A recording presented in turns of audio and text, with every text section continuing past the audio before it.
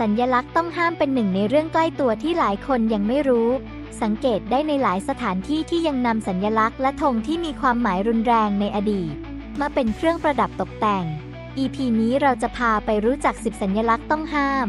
ซึ่งมักถูกนำมาใช้แบบผิดความหมายงานนี้ใครชอบหาซื้อของวินเทจหรือมองหางานศิลปะจะได้ไม่พลาดซื้อเสื้อผ้าหรือของตกแต่งที่มีความหมายรุนแรงอาทิเสื้อลายสวัสดิกะของนาซีและสินค้าที่มีโลโก้ธงจักรวรรดิของญี่ปุ่นเนื่องจากใครที่ใช้ของเหล่านี้อาจถูกมองไม่ดีและโดนโจมตีได้วันนี้เราเลยถือโอกาสพาทุกท่านไปเช็คลิสต์สัญลักษณ์แบบไหนที่ถูกแบนและไม่ควรนำมาใช้แบบผิดๆมีอะไรบ้างไปดูพร้อมกันเลยค่ะ 1. เครื่องหมายหรือสัญลักษณ์ที่เรียกว่าสวัสดิกะสัญลักษณ์โบราณที่พรรคนาซีในเยอรมนีนำมาใช้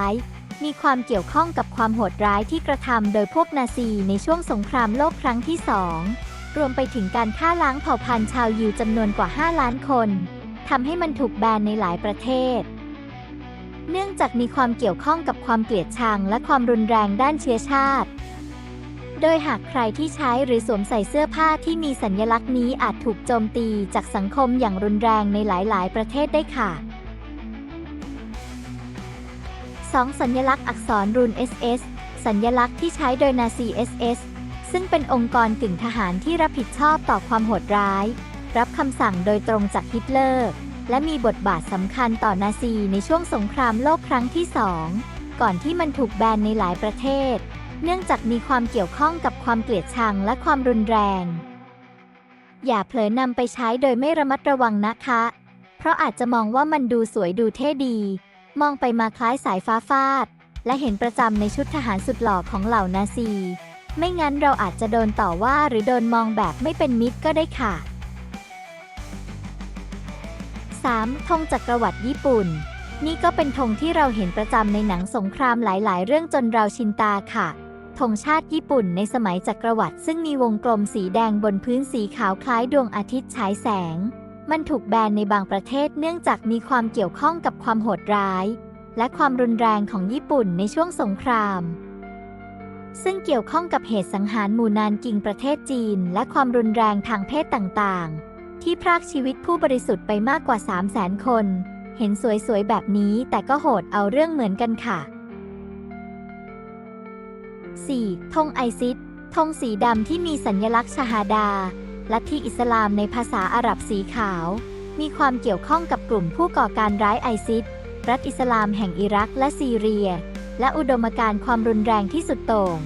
มองเผินๆอาจนึกว่าไม่มีอะไรแต่ความโหดของพวกพี่ๆเขาเรียกว่าโหดเข้าไส้โหดทะลุขีดจำกัดกันเลยทีเดียว 5. ธงเดอะแคลนหรือคูคลักแคลนหรือเรียกง่ายๆว่าเดอะแคลนเป็นชื่อของ3ขบวนการต่างกันในสหรัฐซึ่งสนับสนุนกระแสปฏิกิริยาสุดโต่งอย่างสูงสุดของคนขาวชาตินิยมผิวขาวการต่อต้านการเข้าเมืองและโดยเฉพาะอย่างยิ่งการปรากฏซ้ำในสมัยหลังลัทธินอร์ดิกการต่อต้านคาทอลิกและการต่อต้านยิวในอดีต KKK ใช้การก่อการร้ายทั้งการทำร้ายร่างกายและการฆ่าคนทั้ง3ขบวนการเรียกร้องให้ทำให้บริสุทธิ์ซึ่งสังคมอเมริกันและทั้งหมดถือเป็นองค์การฝ่ายขวาสุดโต่งธงที่เกี่ยวข้องกับคูคลักแคลนถูกใช้โดยกลุ่มผู้นิยมผิวขาวที่มีประวัติความรุนแรงต่อชาวแอฟริกันอเมริกันและชนกลุ่มน้อยอื่นๆโดยทั่วไปแล้วธงจะมีลักษณะคล้ายเครื่องหมายบวกสีขาวบนพื้นสีแดงนี่ก็โหดร้ายขั้นเทพไม่รู้จะเหยียดผิวกันทำไม 6. ธงสัมพันธมิตรคอนเฟเดริกธงที่เกี่ยวข้องกับสมาพันธรัฐอเมริกาในช่วงสงครามกลางเมืองของสหรัฐอเมริกามักใช้โดยกลุ่มผู้นิยมอำนาจนิยมผิวขาวและหลายคนมองว่าเป็นสัญลักษณ์ของการเหยียดผิวเชื้อชาติและการกดขี่ซึ่งรวมถึงการสะท้อนความสนับสนุนในการใช้แรงงานทาสคนผิวสีธงก็สวยดีค่ะแต่ทำไมโหดร้ายและใจดำกันจัง 7. ผู้นิยมอนาธิปไตย Anarchist สัญลักษณ์ที่ใช้โดยกลุ่มผู้นิยมอนาธิปไตยซึ่งถูกแบนในบางประเทศเนื่องจากมีความเกี่ยวข้องกับความขัดแย้งทางการเมืองและลัทธิหัวรุนแรงสัญลักษณ์นี้เห็นประจำเลยนะคะนึกว่าโลโก้สินค้าสวยๆ แต่ที่ไหนได้กลับไปยุ่งเกี่ยวกับลัทธิหัวรุนแรงซะงั้น 8. ดวงอาทิตย์สีดำ Black Sun สัญลักษณ์ที่ถูกใช้โดยกลุ่มนีโอนาซี กลุ่มขวาจัด และกลุ่มซูพรีมาซิสผิวขาว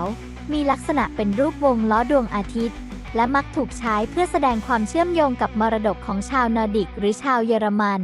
มันถูกแบนในบางประเทศ เนื่องจากมีความเกี่ยวข้องกับความเกลียดชังและความรุนแรงเช่นกันค่ะ 9. ค้อนเคียว สัญลักษณ์ที่ใช้โดยพรรคคอมมิวนิสต์และรัฐสังคมนิยม มันเกี่ยวข้องกับประวัติศาสตร์ของลัทธิคอมมิวนิสต์ทำให้ถูกแบนในบางประเทศ เนื่องจากเกี่ยวข้องกับการกดขี่และการละเมิดสิทธิของประชาชน 10. กางเขนเหล็กหรือไอรอนครอส กางเขนเหล็กหรือกางเขนดำ เป็นเครื่องเกียรติยศทางทหาร ที่มีมาตั้งแต่สมัยราชอาณาจักรปรัสเซีย โดยในภายหลังนาซีได้นำมาใช้ด้วยวิธีการซ้อนสัญลักษณ์สวัสดิกะของนาซีไว้ด้านใน และถูกนิยมชมชอบโดยพวกนีโอนาซีและพวกนิยมอำนาจนิยมผิวขาวอื่นๆ กระทั่งกลายเป็นหนึ่งในสัญลักษณ์แห่งความเกลียดชังจวบจนปัจจุบันเพราะสะท้อนถึงความเกลียดชังและความรุนแรง ความจริงแล้วในโลกนี้มีสัญลักษณ์และธงต้องห้ามอีกหลายอย่าง ดังนั้นก่อนที่เราจะสวมใส่เสื้อผ้าและซื้อของต่างๆจึงควรตรวจสอบให้ดีว่ามีสัญลักษณ์แห่งความรุนแรงซ่อนอยู่หรือไม่เพราะหากเราพลาดสิ่งเหล่านั้นอาจทำให้ผู้อื่นมองเราในทางไม่ดีได้และอีกหนึ่งปัจจัยหลักก็เพื่อต่อต้านความรุนแรงและเคารพต่อผู้สูญเสียจากเหตุการณ์ที่เคยเกิดขึ้นในอดีตนั่นเองค่ะ